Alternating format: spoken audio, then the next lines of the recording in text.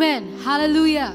Hallelujah. I'm very happy to meet you all again this evening, to praise our God, to worship Him. I want everybody to close your eyes and welcome the Holy Spirit right now, and so that the Holy Spirit will bless our worship, bless the message, bless His word, and be amongst us. Father in heaven, we come into your presence, Father.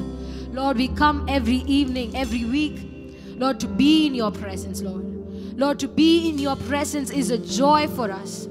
To be in your presence is rejoicing for us, Father. Lord, we thank you for being with us, for sending your Holy Spirit among us, Father. Lord, even right now this evening, we present ourselves before you, Father. Lord, we present ourselves before your presence. We present ourselves at your feet, Father. Lord, let your Holy Spirit be amongst us, lead us and guide us. In Jesus' name I pray. Amen. Amen. Let us all close our eyes and worship the Holy Spirit.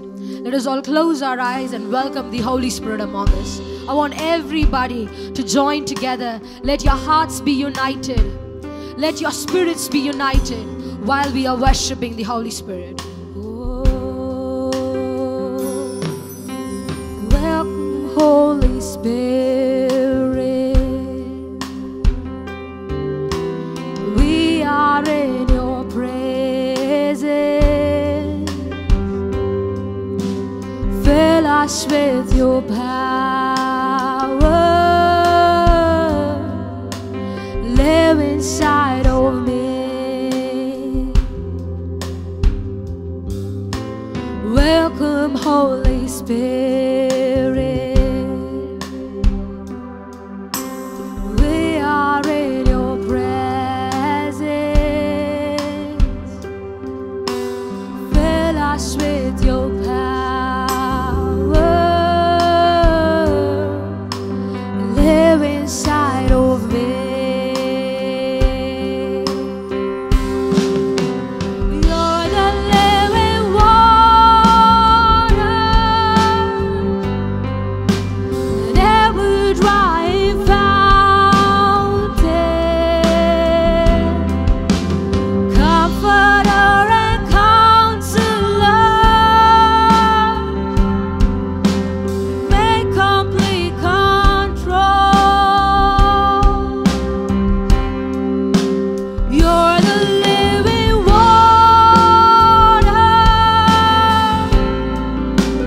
never drying fountain, comforter and counselor,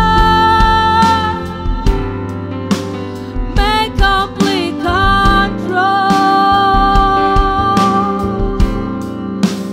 Welcome, Holy Spirit. We are in your presence.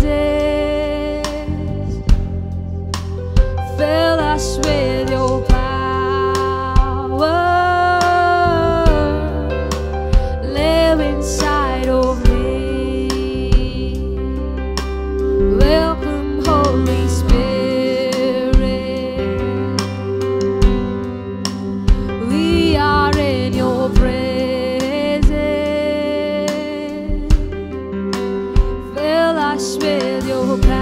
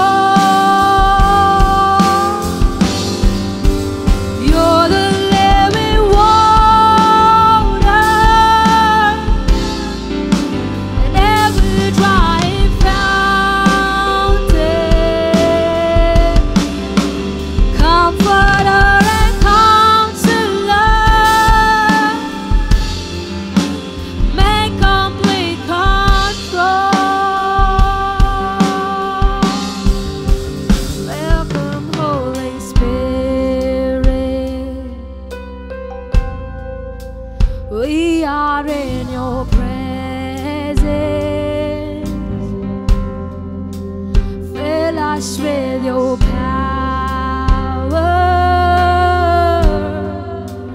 Live inside of me. Welcome, Holy Spirit. We are in your presence. Fill us with your power. Live inside of me.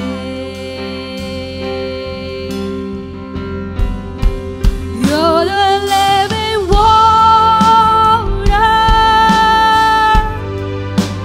never drying fountain,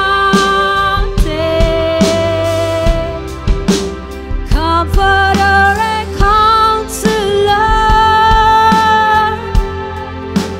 make complete control. You're the living water, never drying fountain, comforter and counselor, make complete control. You're the living water. You're the living water, never drying fountain, comforter and counselor, make complete control. You're the living water. You're the living water,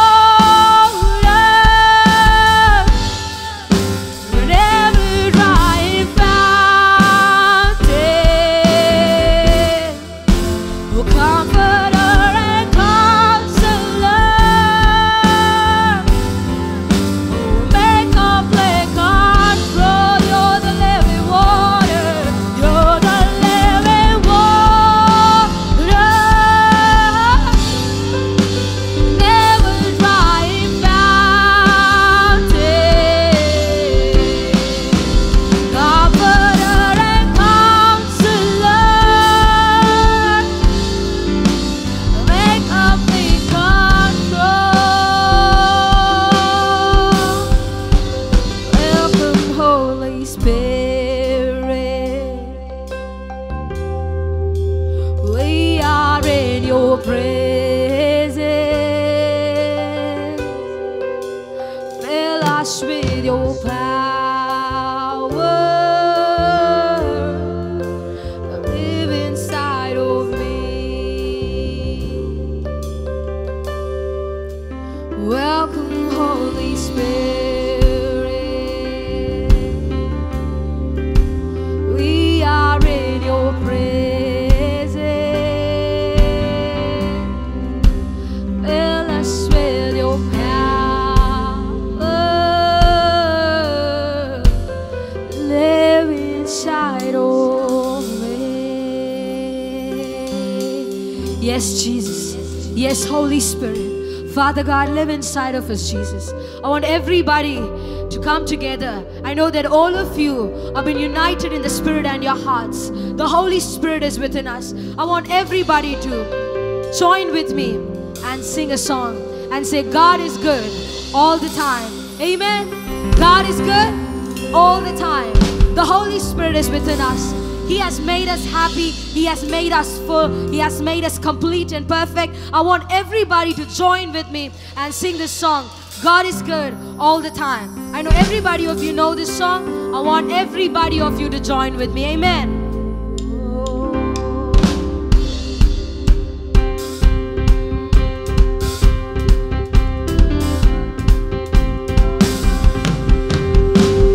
God is good all the time.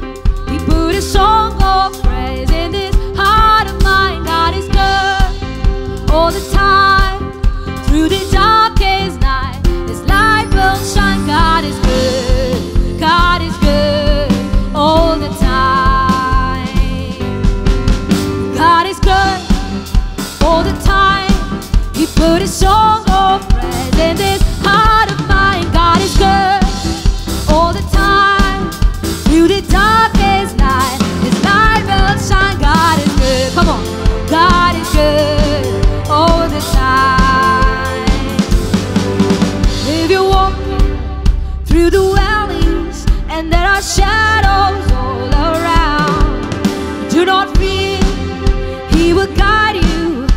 He will keep you safe and sound. He has promised to never leave you nor forsake you. And His word is true. God is good all the time. He put a song of praise in this heart of mine. God is good all the time. Darkest night, His light will shine. God is good. God is good all the time. Here we go. If you're walking through the valleys and there are shadows all around, do not fear. He will guide you. He will keep you safe and sound. He has promised to never leave you nor forsake you. And His word is true. God is good all the time. You put a song of praise in this heart of mine. God is good all the time.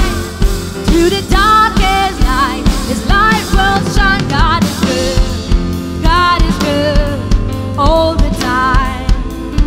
Listen. We were sinners, so unworthy. So for us He chose to die. Filled us up with Holy Spirit. Now we can stand and testify that His love is everlasting and His mercies, they will never end. God is good all the time. He put a song of praise in His heart of mine. God is good all the time. Through the darkest night, His light will shine. God is good. God is good all the time. Listen, we were sinners, so unworthy. So for us He chose to die. Filled us up with Holy Spirit.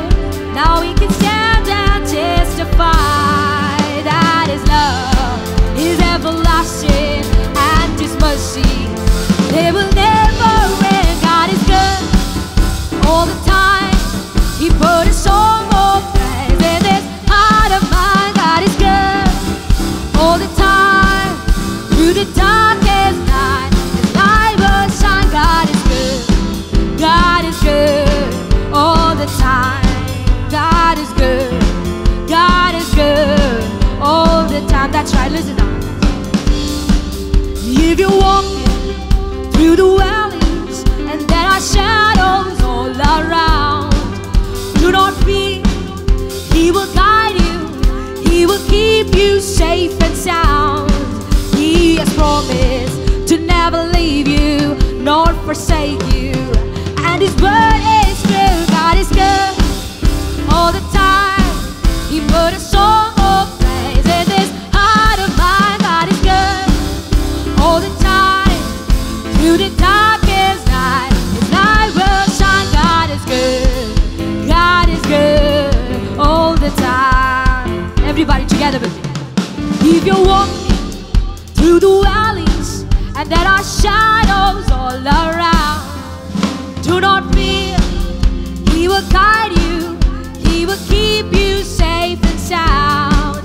He has promised to never leave you nor forsake you. And His word is true. God is good all the time. Put a song of praise in this heart of mine. God is good all the time. Through the darkest night, His light will shine. God is good. God is good all the time. We were sinners, so unworthy. So for us He chose to die. Filled us with His Holy Spirit. Now we can stand and testify that His love is everlasting and His mercy, they will never end. God is good all the time. He put a song of praise in this heart of mine. God is good all the time. Through the darkest night, His light will shine. God is good. God is good all the time. God is good. God is good all the time. Oh, God is good all the time. How many many of you believe that God is good all the time? He is good all the time. If we cannot testify of His love, if we cannot testify of His mercy, if we cannot testify of His grace, we are useless as His children. We are useless as Christians. Here it says, now we can stand and testify that His love is everlasting and His mercies, they will never end. Because we were sinners and we were so unworthy. But still, for us, He chose to die. For us, He chose to die. I want everybody to understand what I'm singing. This was always a song of celebration, always a song of praise. We always sung the word, God is good all the time. But let us see this. It says, we were sinners and so unworthy, but still for us, He chose to die. He chose to die for us. And we have to testify of His everlasting love. We have to testify of His mercy. I want everybody to join with me and sing this song together. Again, this particular verse. Amen. Oh, we were sinners, so unworthy, so for us He chose to die. Filled us with His Holy Spirit, that we can stand and testify that His love is everlasting and His mercy, they will never end. God is good all the time. He put a song of praise in this heart of mine. God is good all the time. Through the darkest night, light will shine. God is good. God is good all the time. We were sinners. We were sinners, so unworthy. So for us He chose to die. Filled us up with Holy Spirit. Now we can stand and testify that His love is everlasting and His mercies, they will never end. God is good all the time. He put a song of praise in this heart of mine. God is good all the time. Through the darkest night, His light will shine. God is good. God is good all the time. God is good all the time. He put a song of praise in this heart of mine. God is good all the time. Through the darkest night, His light will shine. God is good. God is good all the time. God is good. God is good all the time. Everybody put your hands together for Jesus. We're going to stand and testify of His love, of His mercies, because they never end. Because they never end. Our God has said in the Bible, He has said, if you have a faith of a mustard seed, if you look at a mountain and say, remove yourself and go throw yourself into the ocean, it will do it. If you look at the mountain and say, remove yourself from this land, throw yourself in the ocean, it will do it. Today we're going to sing a song. It might be a new song for somebody, some people. It says, mountain, you got to move. I speak right now in the name of Jesus. Mountain, you got to move. We are going to speak right now in the name of Jesus to the mountains in our life, to the mountains in our family, to the mountains that are standing as obstacles. We're going to say, remove yourself and throw yourself into the ocean, and it is going to do it. I want everybody to join with me and sing this song. Amen. Mountains, you gotta move. Oh, mountains, you gotta move. I speak right now in the name of Jesus. Made up my mind, I'm going through. Oh, mountains, you gotta move. Oh, mountains, you gotta move. I speak right now in the name of Jesus. Mountains, you gotta move. Mountains, you gotta move. Oh, mountains, you gotta move. I speak right now in the name of Jesus. Made up my mind, I'm going through. Oh, mountains, you gotta move. Oh, mountains, you gotta move. I speak right now in the name of Jesus. Mountains, you gotta move. Mountains, gotta move. Oh, mountains, you gotta move. I speak right now in the name of Jesus. Made up my mind, I'm going through. Oh, mountains,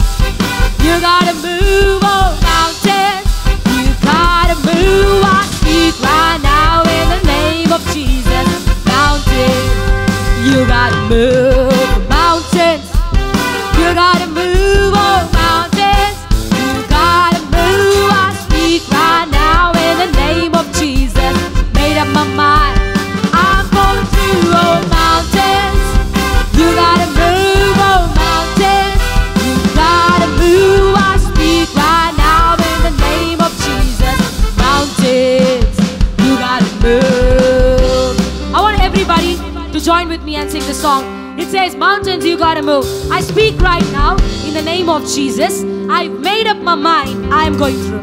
So today, everybody is going to make your mind up. You're going to say, mountains, I'm not going to worry about you. I'm just going to come. You're going to move. I'm just going to come. You're going to move. That's what we have to now think. We are going to declare that. We're going to say, mountains, move so that I can come. No, we are not saying that. We are saying we are coming. You have to move. Okay, I want everybody to join with me. Lift up your hands and sing the song. Amen. Mountains, you gotta move. Oh, mountains, you gotta move. I speak right now in the name of Jesus. Made up my mind. I'm going through. Oh, mountains, you gotta move. Oh, mountains, you gotta move. I speak right now in the name of Jesus.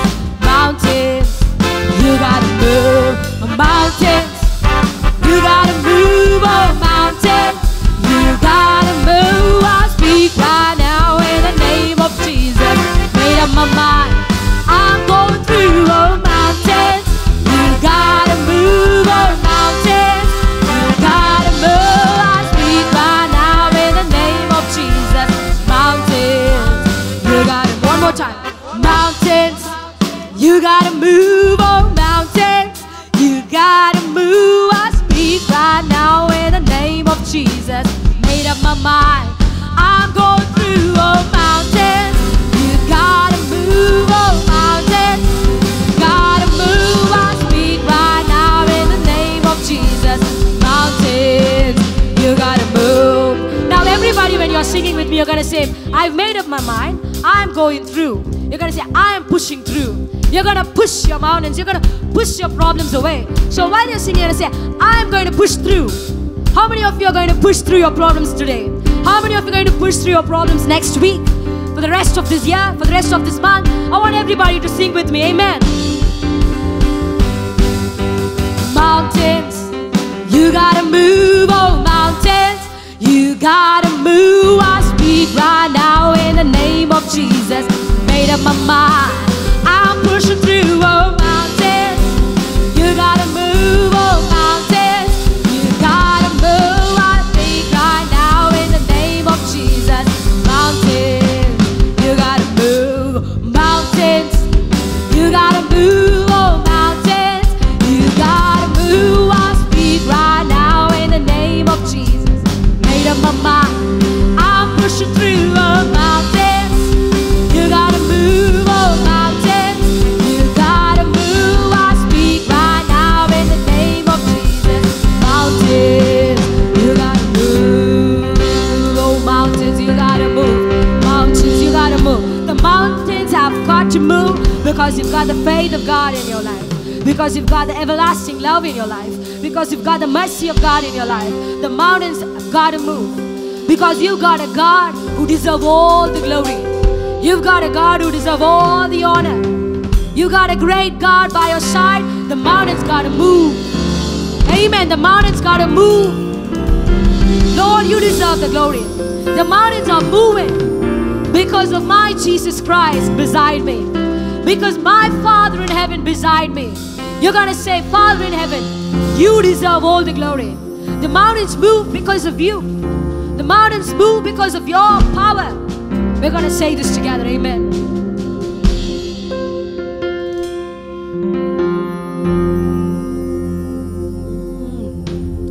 You deserve the glory and the honor. Lord, we lift our hands in worship as we lift your holy name. You deserve the glory and the honor.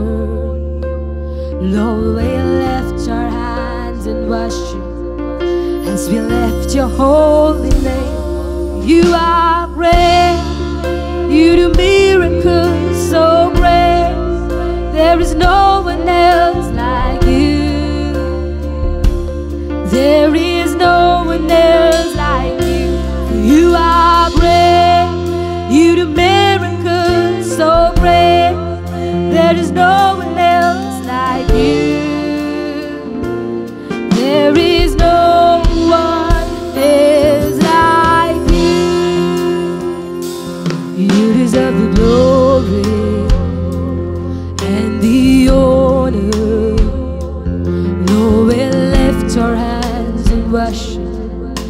as we lift your holy name. You deserve the glory and the honor. Lord, we lift our hands in worship as we lift your holy name. You are great, you do miracles so great. There is no one else like you. There is no one else like you. You are great, you do mighty wonders, Lord. There is no one else like you. There is no one else like you. You deserve the glory and the honor. Lord, we lift our hands and worship as we lift your holy name. You deserve the glory. Come on, sing. And the honor. Lord, we lift our hands and worship as we lift your holy name. For you are great, you do miracles so great. There is no one else like you. There is no one else like you. For you are great, you do mighty wonders, Lord. There is no one else like you. There is no one else like you. You are great, you do miracles so great. There is no one else like you. There is no one else like you. You are great, you do mighty wonders, Lord. There is no one else like you. There is no one else like you. You deserve the glory and the honor as we lift our hands in worship. Lift your holy name. You deserve the glory. Come on.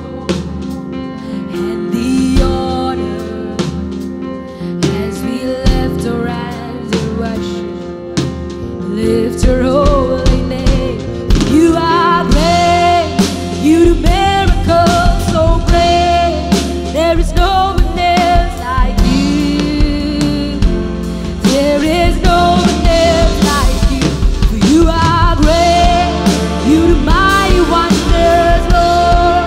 There is no one else like you. There is no one else like you. For you are great, you do miracles so great. There is no one else like you. There is no one else like you. You are great, you do mighty wonders, Lord. There is no one else like you. There is no one else like you. I want everybody to join with me and say this. Calm and quiet. We're just gonna give all the glory to God and we say, God, you deserve the glory. When you say, God, you deserve the glory, the heaven rejoices. You are saying the truth. Amen. I want everybody to join with me. Quietly in your houses, put your hands on your chest and say, you deserve the glory and the honor. Lord, we lift our hands in worship. Lift your holy name. You deserve the glory and the honor. Lord, we lift our hands in worship as we lift your holy name. You are great, you do miracles so great. There is no one else like you. There is no one else like you. For you are great, you do mighty wonders, Lord. There is no one else like you.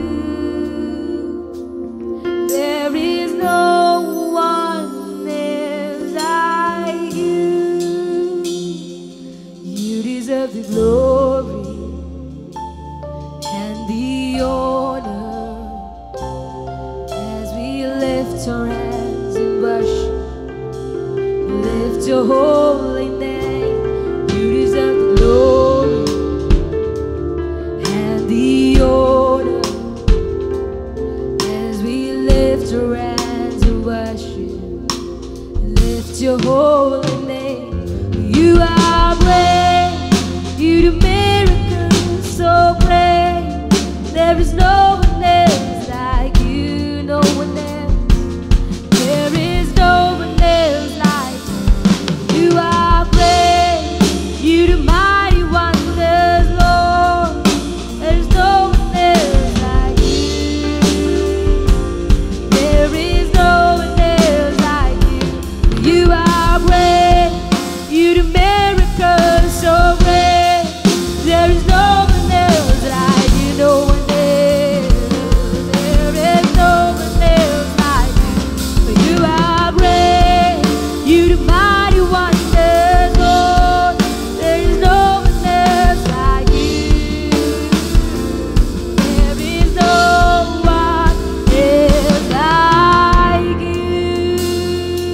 There is no one else like you. Jesus, there is no one else like you. Savior, there is no one else like you. Healer, there is no one else like you. Redeemer, there is no one else like you. Father, there is no one else like you. Oh Savior, there is no one else like you. Yes, Jesus, there is no one else like you, Father. You are my strength when I am weak. You are my Savior. You are my Redeemer, Father. God, there is no one else like you. No one else in the world is like you, Father. Is like you, Jesus. Lord, every time I fail, every time I fall down, you pick me up and you say, I'm there for you. You say, I'm there for you, my child. You say, I'm there for you, my son. I'm there for you, my daughter. Lord, there is no one else like you. Every time I feel weak, you are there. You are my strength when I am weak, Jesus. Oh, yes, Father. Oh.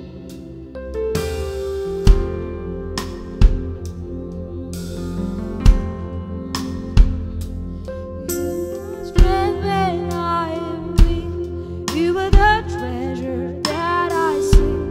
You are my all in all. Seeking you as a precious drum. Lord, you give up, I'll be a fool. You are my all in all. Jesus, Lamb of God, worthy is your name, oh Jesus,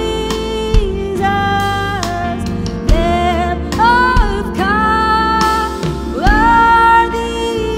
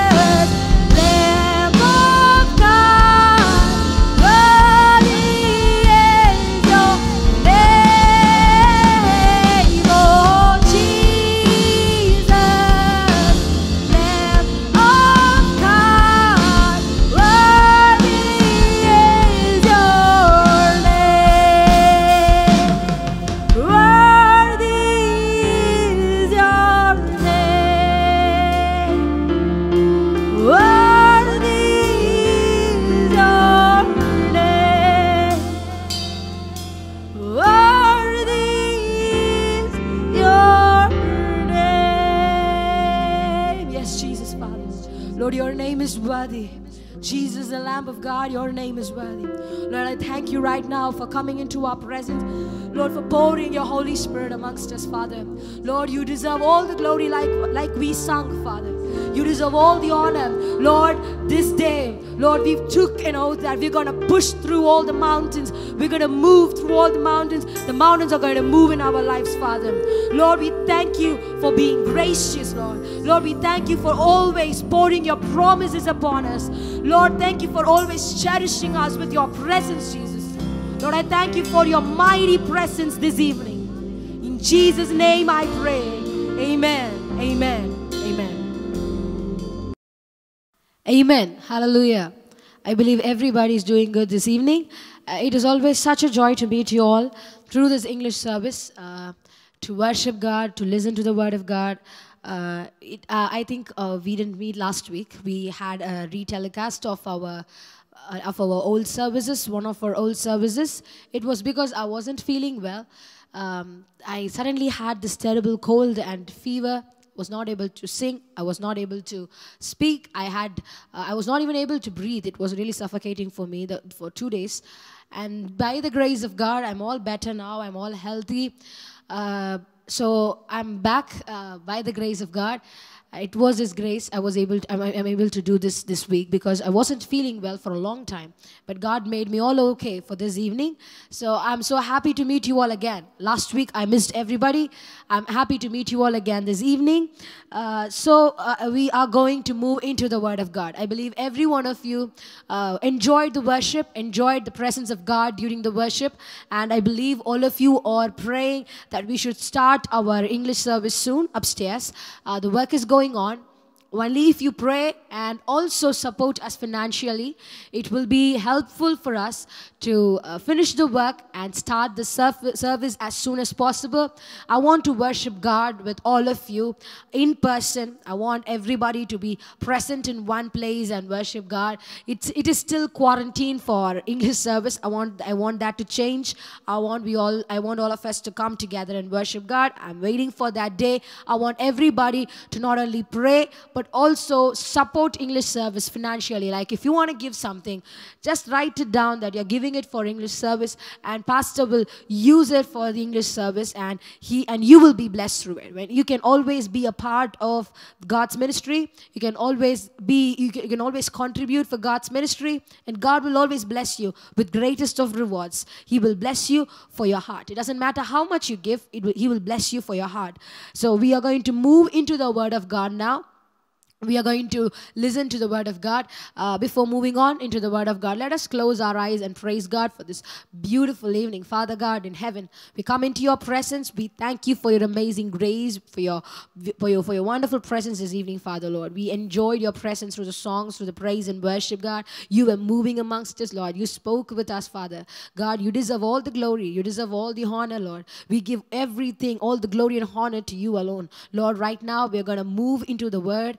Lord, I know that you're going to speak to your people through me, Father. Lord, it's not going to be Mahima Evangeline preaching here, but it's going to be God in heaven speaking to His people, Father God. Lord, I thank you for your knowledge, for your wisdom. Lord, you're going to bless your people through this message, and your people are going to see your glory through this sermon, Father. Lord, I give everything into your hands. In Jesus' name I pray. Amen.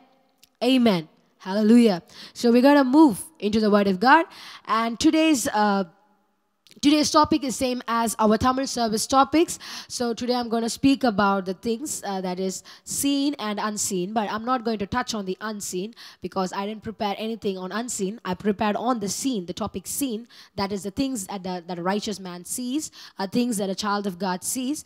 I'm not going to we're not going to talk about the unseen, the things that a man cannot see, a righteous man cannot see. We're not going to see that because these two things were quite elaborated for me. So I took it, I read it in an elaborate way, and I'm trying to preach it. I'm trying to give it to you in the same way. I think I'm going to go deep into these first 2 points. That is the seen. the seen things, the things that we can see. So the first thing is, I saw the destruction of the wicked. So pastor spoke about, I saw the destruction of the wicked, I saw the Lord of hosts, I never saw the generation of the righteous forsaken, I never saw an anointed man or woman put his head down. So today we're going to see about the first 2 points, that is, I saw the destruction of the wicked, and I saw the Lord of hosts. As a man of God and as a child of God, as a woman of God and as a family, as a church, what are the things that we see? What are the things that we can see? That is, we can see the destruction of the wicked, and we will see the Lord of hosts. These two things are always put together. These two things are always put together. The ones who see the destruction of the wicked will also see the Lord of hosts at play. The ones who see the destruction of the evildoers will also see the Lord of hosts functioning there on behalf of his people. So the ones who see the people of iniquity being put down, being defeated, being destroyed, we are seeing the Lord of hosts working for us, working on our behalf. So this thing, the destruction of the wicked and seeing the Lord of hosts is will always come together. Even in our lives as Christians, as a church, we would have seen a lot of times how God defeated the wicked in our lives, in our communities, in our society. We have seen a lot of times how God punished the wicked. We have seen a lot of times how God destroyed the wicked. So the way he punishes them, the way he destroys them, isn't that ordinary. It's quite terrible to even speak about. It's quite horrible to even think about. So when we really look at our real lives, we can see God really defeating the wicked. God really striking the people who are trying to put his hand over his children, striking the people who are trying to do wrong for his children. So our God is a God who's very, very loving, and if a father sees a person or a boy, or if he sees another individual trying to bully his son or bully his daughter, the father can't keep quiet. The father can't let that go away. The father can't say, I'm very loving, I am very generous, I'm a kind-hearted person, I'm not going to do anything to that person, even if he's going to bully my child, even if he's going to give a hard time for my kid, I'm not going to do anything about it. No, the father won't say that. The father might be the most caring, the most kind-hearted person you would have seen in your life, but he makes his child, his kid, his first preference. He makes him his first priority. So he might be a caring and a loving person, but when he sees another individual or another kid trying to bully or give a hard time for his own kid, he can't keep quiet. He can't keep quiet. He can't do it because he is a loving father. A loving father will take care of his children. A loving father will protect his children. So the wicked are the ones who come against his children. The evildoers are the ones who come against his children. The enemies, they are the enemies for his children. So when you talk about the wicked, you see different kinds of people who are evildoers. We see different kinds of people who commit mistakes and who commit sins in their life. So there are kinds of people who are quite addicted to committing sins, like sins that the Bible prohibits for us to do. Like they might be spoiling their own health by taking things that they shouldn't take. They might be spoiling their mental health by going to places they shouldn't go, being with people they shouldn't be with. They might be spoiling their own they might be spoiling their life by drinking, by smoking, and those are kind of wicked people. They are wicked people, and they are people of iniquity. But there are another kind of wicked people who are poisonous, who are really they have a kind of vengeance they want to take towards the children of God. They don't only spoil their life. They don't only live a wayward life, but they try to destroy, or they try to defeat, or they try to complete completely ruin the lives of his children, the lives of the righteous people. So there are people who spoil their own lives by the way they live, by their lifestyle. And also there are people whose only focus is to ruin the righteous one's life. Well, their only focus is to spoil the children of God's reputation. Their only focus is to completely tear us apart and put us down and trample over us, ride over us. That is their only focus.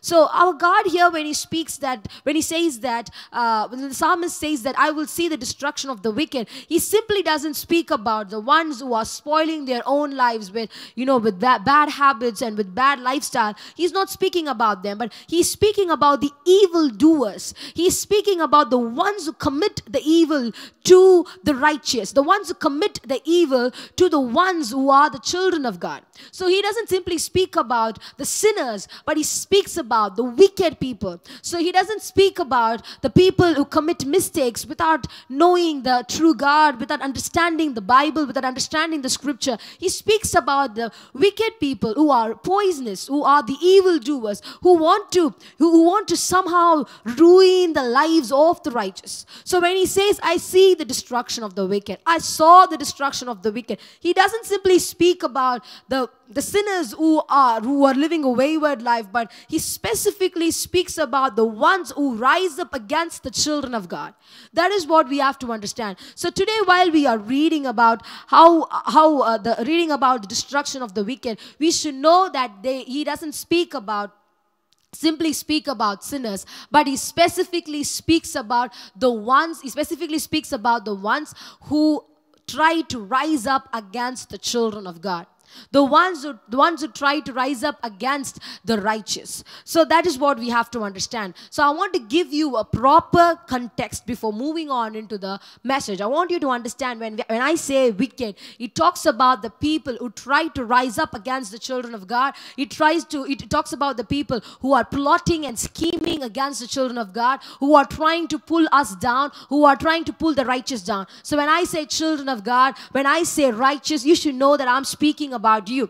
You should know that God is mentioning about you. He is referring to you. You are the children of God. You are the righteous ones. If you are not a child of God, become a child of God now. Become one now. Become a righteous person now. So when you are a child of God, when you are a righteous person, you with your own eyes see the destruction of the wicked. You with your own eyes see the destruction of the evildoers. So for that matter, we're going to read the verses. Psalms 37 verses 34 to 36. We're going to read this verse. We're going to read this verse and we're going to meditate on it. So verses 34 and to 36. Verse 34 goes like this. It says, wait on the Lord and keep his way, and he shall exalt you to inherit the land. When the wicked are cut off, you shall see it. I have seen the wicked in great power and spreading himself like a native green tree. Yet he passed away, and behold, he was no more. Indeed, I sought him, but he could not be found.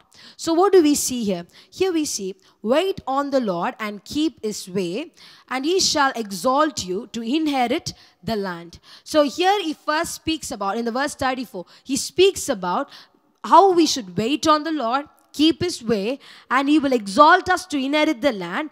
At that time, we will see the wicked being cut off. And at that time, we will see the people who rose up against the righteous being cut off, being destroyed. And then it says, I have seen the wicked in great power.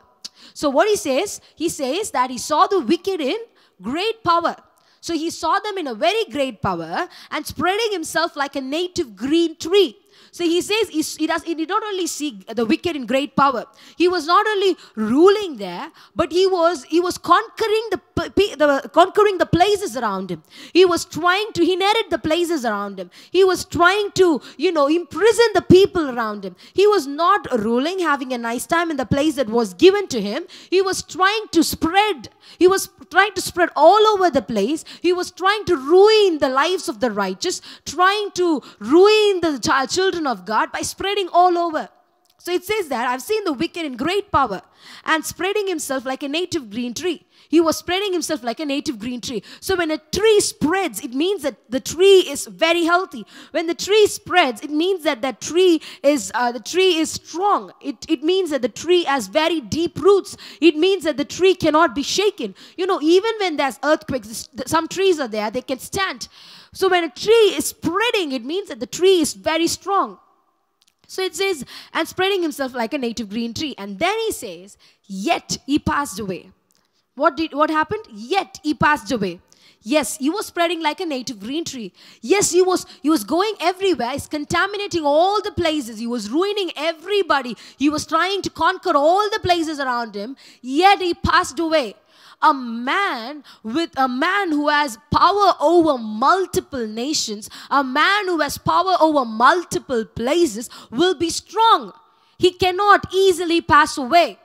He cannot easily be gone. He cannot easily disappear. He will be there forever. He will pass his power to others, and that pass his power to his children. His children will rule. That is how strong people live.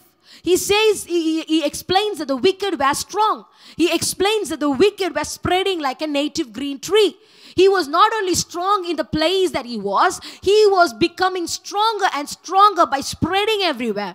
He was becoming stronger and stronger by conquering the places around him. He was becoming stronger and stronger everywhere he went. He was gaining a reputation. He was gaining a name. He was gaining familiarity. Everywhere he went, he was becoming rich. Everywhere he went, he saw great results. He saw great rewards. He saw great money in his business. He saw great rewards in everything that he did. Everywhere he went, he was blessed. So the wicked was in great power. When it says power, it speaks about the ones who are in power itself. It speaks about the ones who are in power but who are wicked. So even right now, we sometimes question God, asking, Lord, why do we have so many, afflictions while preaching about you, while speaking about you? Lord, why is these things happening? Why are the ones in power so evil? Why are the ones in power so wicked? Why they want to rob people of their money? Why they want to rob people of their abilities? Why they want to rob people of the opportunities? Why they want to put people down? Why they want to put all of the people in one bottle and throw them away? Why they want only them to prosper? Why do they think only they have to be rich? Why are they not letting the people grow? Why should the people suffer? Why the ones who rule, why the ones who are in power so wicked? I'm telling you, the Bible says the wicked were in great power. Psalmist says that the wicked were in great power, and he was spreading like a native green tree. He was not able to see the end for the wicked. They were spreading and spreading and spreading. We're seeing they are spreading. Nothing is coming to an end. But my children of God, God is saying they were spreading like a native green tree, yet he passed away. Yet he passed away. He might be stronger, richer, wealthier, mightier. He might be prospering, but one day he will disappear. One day he will vanish away. One day you'll wake up and see he will be extinguished. One day you will wake up and see he will be no more. One day you wake up and see that powerful wicked man will no more be your ruler. One day you will wake up and see that powerful wicked person who was completely ruining your life will no more have power over your life. Will no more have power over your family. Will no more have power over your job, over your education. I'm telling you, the wicked people will be no more. Yet he passed away. Yet he passed away. He says, behold, he was no more. And then he says, indeed, I sought him, but could not be found. He says, indeed, I sought him. I went and searched for him. I was searching for him everywhere. I sought him. But he was not found. He was not there. That is what he says. He says, I went and searched for him, but he was not there. And then he says, he could not be found. So that's what will happen to the wicked. How will you see the destruction of the wicked? He will be growing and spreading like a native green tree, and then one day you'll wake up and see, and the wicked will be no more. You will be searching for him. You'll be thinking, oh, that one person who was a pain in my life, who was a pain for my family, who was a pain in my life. Where is that person? Every day I wake up, I worry about that person. Where is that person? You'll be searching for him and he will not be found. That's going to be a good news for you. The person who was tormenting you, the person who was afflicting you, he's going to be no more.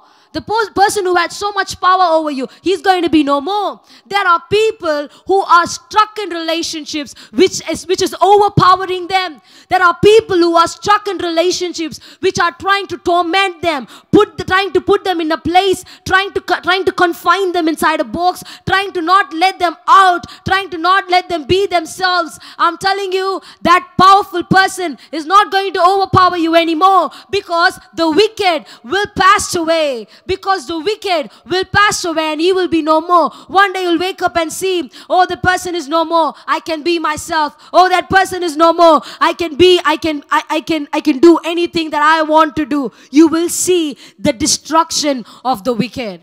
These verses are so beautiful, my friends. So you will see the destruction of the wicked. You know what? Here we see basically about the destruction of the wicked. But above all that, this portion of the scripture gives us a beautiful lesson that we all should know. It says that before the destruction, there is a victory. Before the destruction, there is a victory. That's what we have to focus on. Here he says, yet he passed away. Behold, he was no more. I sought him, but he was not found.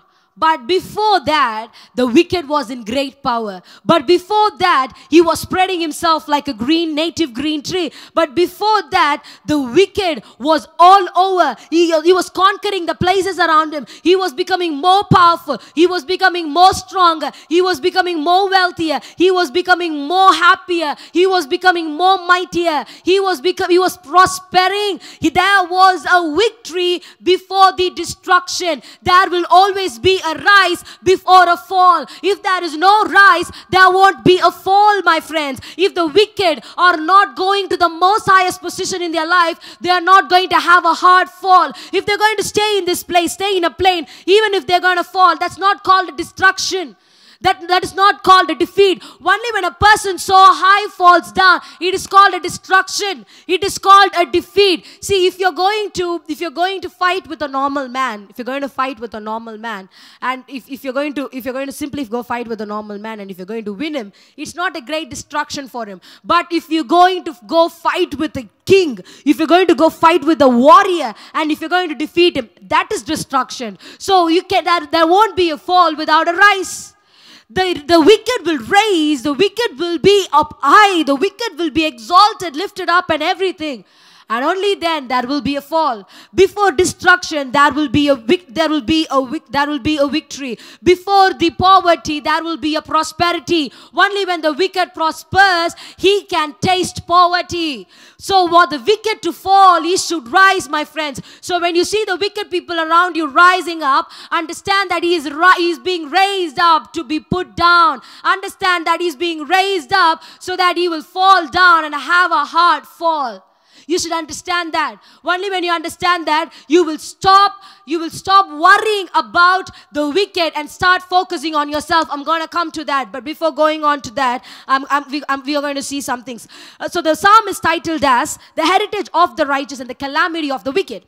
The heritage of the righteous and the calamity of the wicked. What does heritage mean? Heritage is is an allotted portion. Like this is if I tell that this is my heritage, it means that this particular place, this particular property is allotted for me. It's written down that it is for me. So it talks about the things that are for the righteous, the things that are allotted for the righteous. And calamity means a disastrous event with a great loss. So it speaks about that the wicked will have a disastrous event in their life, and the disastrous event is not only, it's not only pain and suffering, they're going to lose a lot of things.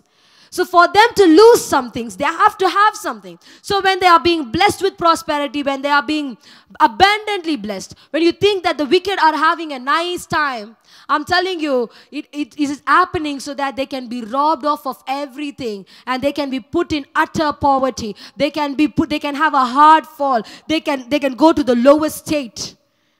so that they can be destroyed. There is always a rise before a fall. So when you see a wicked man raising up, being powerful, becoming stronger and happier and mightier, if you see a man becoming like that, and if that man is a wicked man, understand he's going to have a hard fall. He's going to have a hard fall. So it is simply called the heritage of the righteous and the calamity of the wicked. Is simply called the gain of the righteous and the loss of the wicked. So when the wicked lose, the righteous gain. When the wicked become sad, the righteous rejoice. Our God is going to make that happen. So the wicked will lose their money, their prosperity, everything, because they are things they robbed from others. So that is what the first verse says. Do not fret because of the evildoers, nor be envious of the workers of iniquity. So he says here, do not fret because of the evildoers. Do not be envious of the workers of iniquity. What we have to understand here is that we are going to see the wicked fall. We are going to see the wicked being destroyed. But what does the psalmist ask us to do? What does the psalmist ask us to do? He says the wicked will fall, my friends. He says that the wicked will be destroyed. But what does he ask us to do? What is our role here? What is the role that we should play? I'm going to read the verses from verses 1 to 9. I'm not going to read all the verses. I'm just going to list down the things that as a righteous person we have to do. So that when the wicked fall, we will see that. If you do not do all these things, the wicked are never going to fall and you are never going to rise up. So I'm going to read. The first thing is, do not fret. What is fretting? Being anxious. Second thing is, do not be envious. Do not be jealous of the wicked when he is going up in his life. Do not be jealous because he is a wicked man. Do not be jealous of his money. Do not be jealous of his house. Do not be jealous of his. Do not be jealous of the. Do not be jealous of the car that he has. Do not be jealous of the job that he has because he is a wicked man. He's got that car. He's got that house. He's got that job because he's going to lose everything one day. And then he says, trust in the Lord. Trust in the Lord. When you look at a wicked man prospering, say, I trust in my Lord. I don't want to be envious. I'm not going to be envious of him because I trust in my Lord. He will take care of me. And he says, do good. When the wicked man prospers, do not plot evil things against him, but do good for him. Do good for him. Do not plot or scheme against him. Do good for him. Keep doing good. And then he says, dwell in the land. Do not run away. Some people, they run away from the places they are. Do not run away. Be established. You might feel like he is spreading all over like a native green tree, but do not worry. You will one day spread like a native green tree. For you to spread like a native green tree, you might be rooted in the place that you are. So do not run away. Dwell in your land. Dwell in the place that God has put you, because that is your heritage. You might see the wicked prospering. Do not run away looking at it, because he is going to lose everything one day. You will be rooted enough that you will be prospering. That is going to happen for you. And then he says, feed on his faithfulness. Feed on the faithfulness of God. Feed on his faithfulness. You always believe that my God is faithful. If you look at this side, the wicked might be prospering. But you should always know, no, my God is faithful. My God is always a just God. And then he says, commit your ways to the Lord. Commit your ways to him. This is a huge advice. I can keep speaking about each thing. I can speak about for 10 minutes. But I know that for a lot of my sermons, these have been a notion that I've been speaking about. So I'm just going fast. Trust also in him. Again, it speaks about trust. And then he says, rest in the Lord. My friends, if you are anxious, you cannot rest.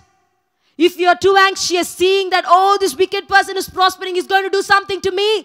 If you are too anxious, thinking that, oh, these rulers are planning a lot of things against our Christians, we don't know what is going to happen to the church. Oh, I don't know what is going to happen. I'm going to leave this place. I don't know what is going to happen. I don't know what is going to happen. I cannot do this anymore. Stop being like this. Rest in the Lord. Rest in the Lord. Do not be anxious. And then he says, wait patiently for him. So during the time of wait, we cannot be patient. When I'm waiting for someone to come pick me up in college, you know what I'll do? I'll keep moving here and there. I'll keep phasing here and there. I'll keep moving there. I'll keep going there. I'll go to the canteen. I'll go out and see. I'll go near the gate and see. I can't be patient. But God says, be patient and wait for me. And then he again says, do not fret. My friends, today, the word for you is stop being anxious.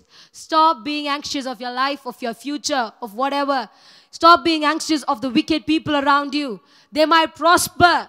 They might have a good life. They might have a better life than you. They're having it so that it can be robbed away from them one day. Understand me, believe me, there will always be a rise before a fall. And then he says, cease from anger. Cease from anger. I want to speak about this so much, but I don't have time. He says, cease from anger, because you know what? When we look at bad people, evil people prospering in their lives, we'll become so angry. We'll say, how can this man be this happy? I have so many bad things happening in my life. How can this man be this happy? How can this family be this happy? How can this family keep going to restaurants every day? How can his children sing so well? How can his children study so well? How can they wear new clothes every day? How can they have new good jobs all the time? How can they be successful all the time? We become very angry and we keep complaining about it. We'll say, I'm living a nice life, I'm being righteous, but God is never looking after me. But these people, they are wicked people, but they're having a nice time. We get very angry. I'm telling you, my friends, cease from anger. Cease from anger. And then he says again, do not fret. So my friends, your word for today is stop being anxious. Stop being anxious of everything that you are being anxious about right now. Today, right now, while I'm speaking to you, understand that from today, you are packing up all the anxiety in your heart, putting it away. I know it's very easy to speak. I know it's very easy to say, stop being anxious. I know it's not very easy to make it practical. I am an anxious person. I have so much anxiety. Every time I come up in the stage, I am anxious. Every time I come up for worship, I am anxious. But here it speaks about stop being anxious of the wicked. Stop being anxious of the wicked. Do not worry about them. Stop being anxious of them. So if you're going to be anxious of them, then we cannot really focus on us. If you're focused on their growth, if you're focused on their blessing, if you're focused on their prosperity, you will start becoming anxious. What will anxiety do? It will decrease your faithfulness in God. It says feed on God's faithfulness. So when you start becoming so anxious about how they're growing, how they're prospering, what you'll do is, no, that is not happening in my life. Oh, this man's daughter got married at 23. Oh, my daughter is 25.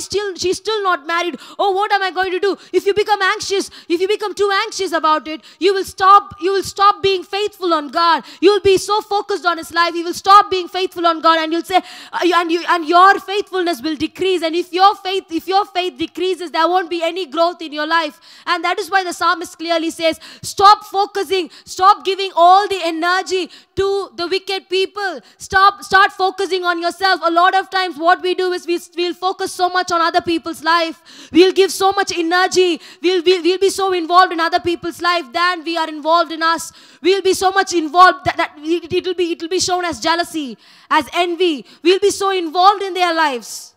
Stop being like that. Cease from anger. If they are going to prosper, if they're going to grow, they can grow. They can have a nice life. Let them have. Let them have. You always rest on Him. Wait patiently on God. Feed on His faithfulness. Trust in Him. Cease from anger. You should not fret. God will lift you up. God will lift you up then. And then He says, how the wicked will be destroyed. I want to read this verse. The sword shall enter their own heart, and their bow shall be broken. They will be destroyed by their own schemes. Their own plots, their own plans will become their own death traps. You know what Hitler did? Hitler was a great dictator. He was completely trying to do a mass killing for the Jews. He was committing a genocide. But you know how he was killed? How that wicked man was destroyed? He killed himself.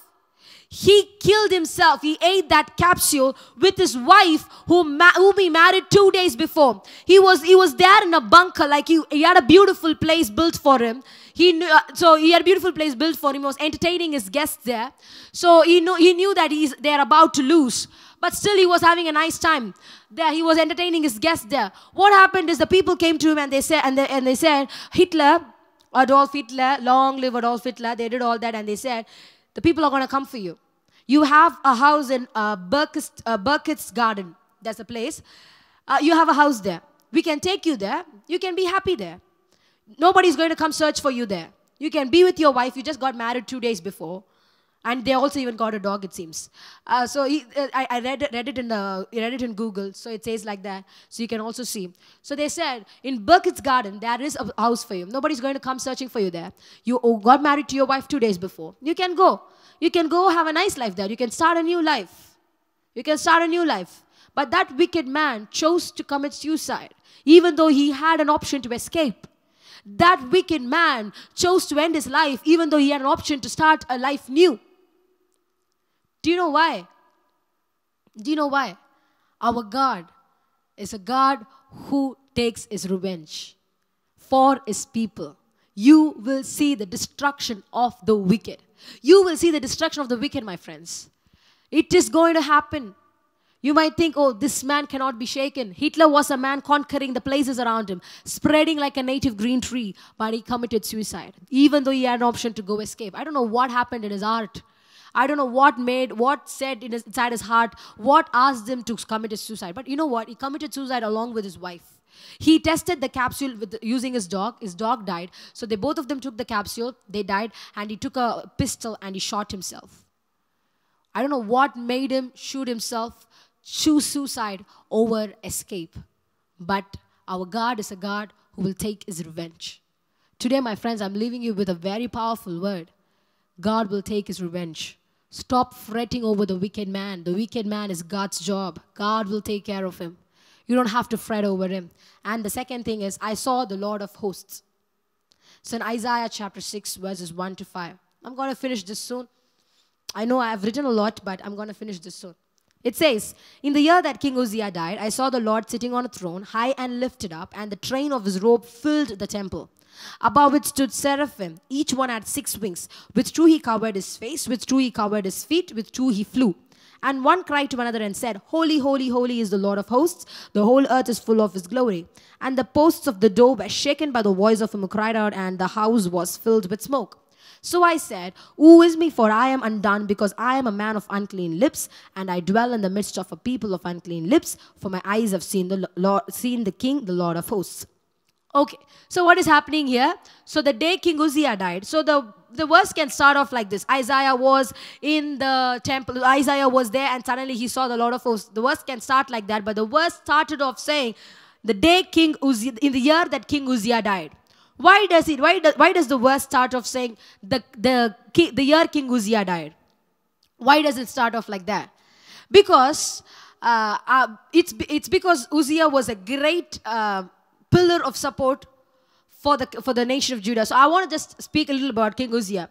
You can read about King Uzziah in 2 Chronicles chapter 26, 2 Kings 15 chapter 15 1 to 7. So King Uzziah became the king at the age of 16, and he reigned for almost 52 years. Okay, overall he was an amazing king. He was a good king. 2 Kings 15 and 3 says he did what was right in the sight of the Lord. He did what was right in the sight of the Lord.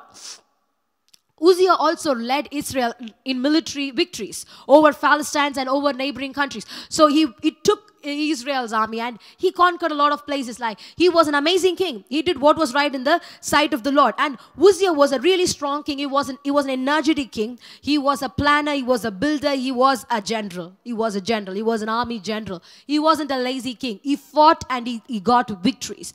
The king of Judea was prospering during the time of King Uzziah. So 2 Chronicles 26:8 says, his fame spread as far as the entrance of Egypt, for he strengthened himself exceedingly. He was a strong man. He was everybody around, every neighboring nations feared him. He was a strong man and he was prospering. His fame was all over. So we are now seeing Uzziah's greatest strengths, victories, and his positives, because we have to understand why Isaiah was discouraged. Why God thought that he has to show himself to Isaiah to strengthen him.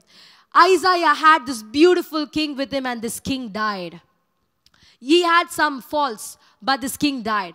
He lived as a righteous man, and he was a great king for the nation. That king died. Isaiah was discouraged.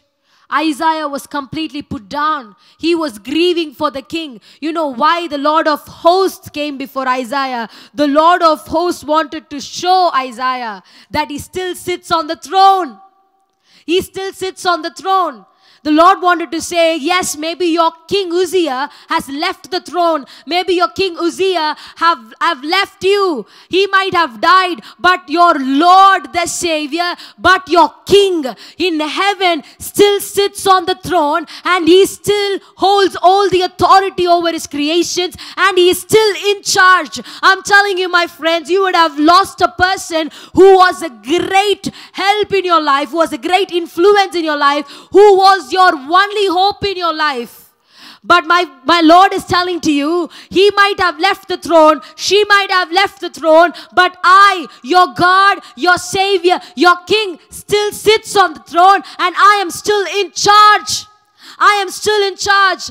Some people have lost their father. Some people have lost their mother. Some people have lost their husband. Some people have lost their child, lost their wife. But I'm telling you, our God still sits on the throne. They would have been like King Uzziah for you in your lives. You might have lost your King Uzziah in your life, but our God is still in charge, and he still sits on the throne. That is the central idea of the Bible. That is the central idea of Christianity. That is a throne in heaven, and that throne is occupied. That throne isn't empty. That throne is occupied. Our God sits there. Our God sits there. You know what? Everybody who spoke about the heaven, who had a vision about the heaven, they saw the throne, and they saw the throne occupied. They saw the throne, and they saw the throne occupied. Prophet Micah saw the throne in 1 Kings 22:19.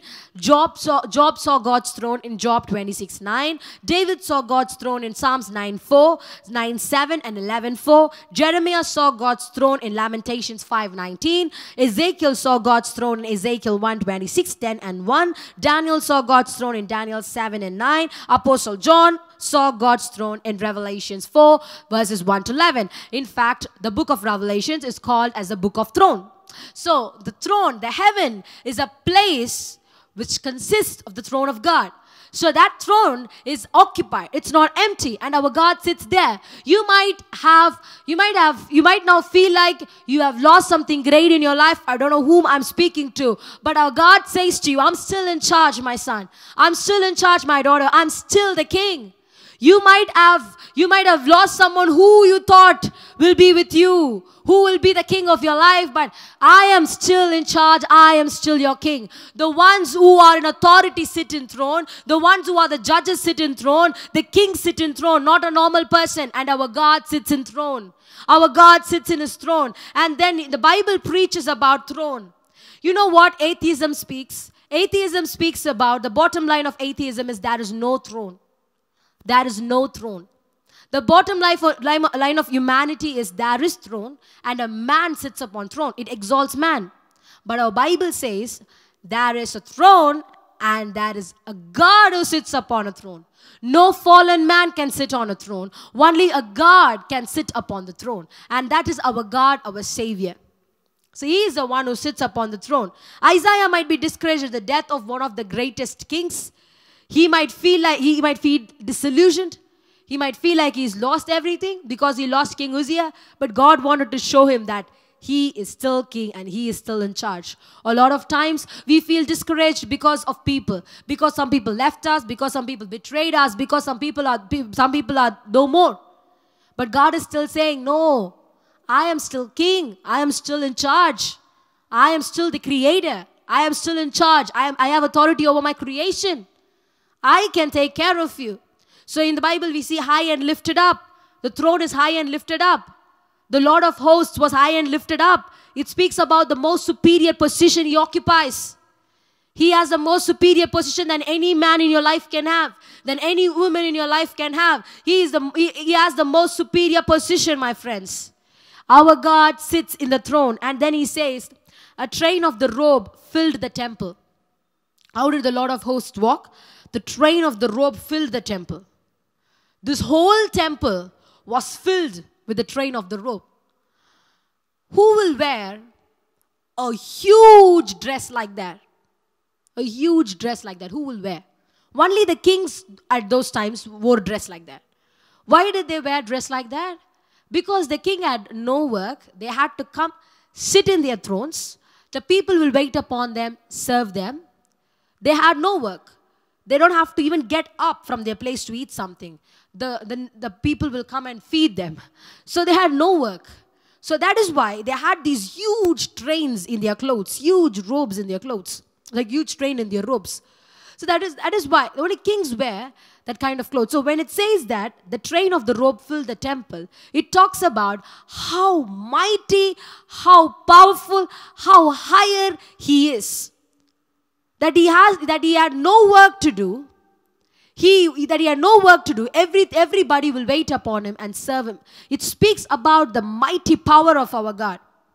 So you know what? Wearing a sari every day to college to work is frustrating for me. I have to wear a sari and I have to walk up and down all 4 floors and I have to go to different classes and teach. I find it very hard. And that is why I'm telling you, when a person with a sari finds it hard, a person with a huge robe will not even move a finger. People will be there to help them. And that is why during weddings, the brides will have a huge train in their dress. Because that is a day meant for the brides to sit down and to be treated like a queen and others to wait upon them. So when it says that the train of the robe filled the temple, it speaks about how important he is. That he doesn't even have to move a finger. Everything around him will be done by the people around him. He will be served and he will be waited upon.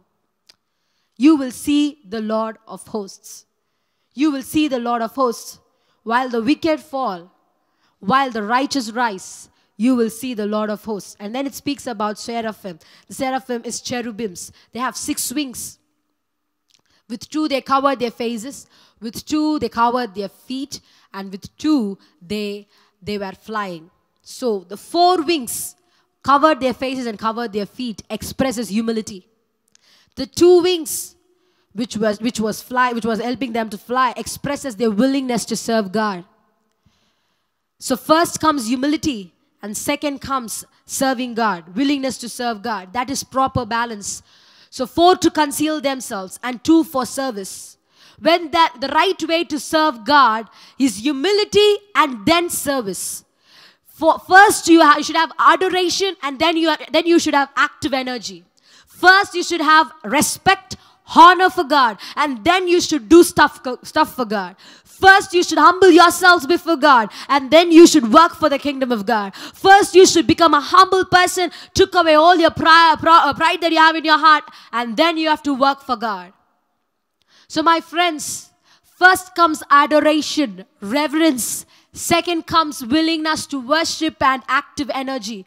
They used 4 wings to cover themselves, which means they first humbled themselves and they gave humility importance. And humility has to be higher than active energy. You should be more humble.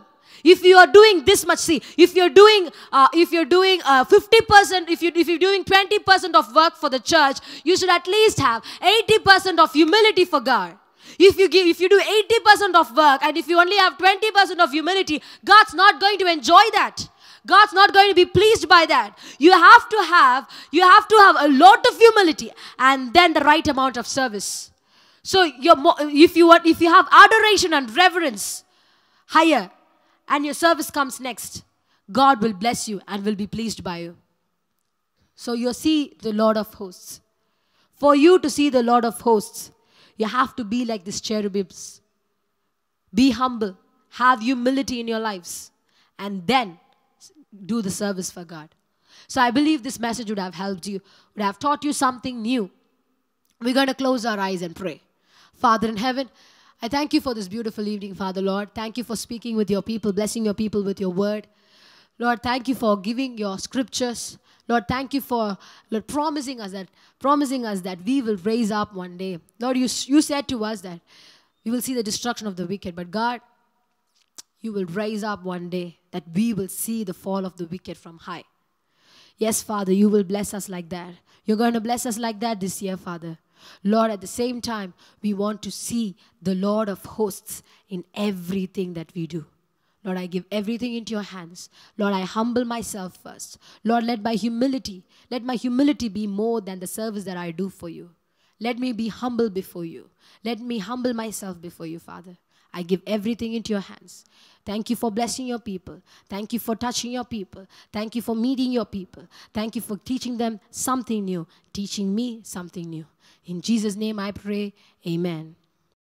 We have few announcements for today. That is, we'll be having our regular English service next week. And we'll have our kids service. We'll have our 4 services in the morning. One of them is bilingual. If you want to listen to English translation, you can come to that service. But if you are comfortable with Tamil, you can come to the other services. We have one evening service that is at 6:30 in the evening. Please do come to the evening service. That will be a different message for you. And then we'll be having our everyday Today's Word series. I think it's of a great blessing to all of us. Every day we hear a word of blessing and we hear a word of motivation, and it really blesses our day. It really blesses our life that day. We'll be having that. Our praise and worship is over, but please keep that time as your time of praise and worship in your homes. As a family, at least spend 1 hour praising God and worshiping God. We'll be having our regular Bible study. We'll be having our Friday fasting prayer in the afternoons, and we'll be having our tarry meetings on Saturdays, that is from 7 to 8. So you can attend all these services online, or you can also come to church and attend them. God will bless you. And like I said before, if you want to give to the kingdom of God, if you want to bless this ministry, if you want to contribute for this ministry, please do and mention that you are giving for this English service. God will bless your contribution. God will reward you. God will give you great results. You will bear fruits. God will bless you. God sees your heart. God doesn't see what you give. God sees your heart. So let us close our eyes and say, bless the Lord, O my soul. All that is within me, bless his holy name. Bless the Lord, O my soul, and forget not all his benefits. Amen. God bless you.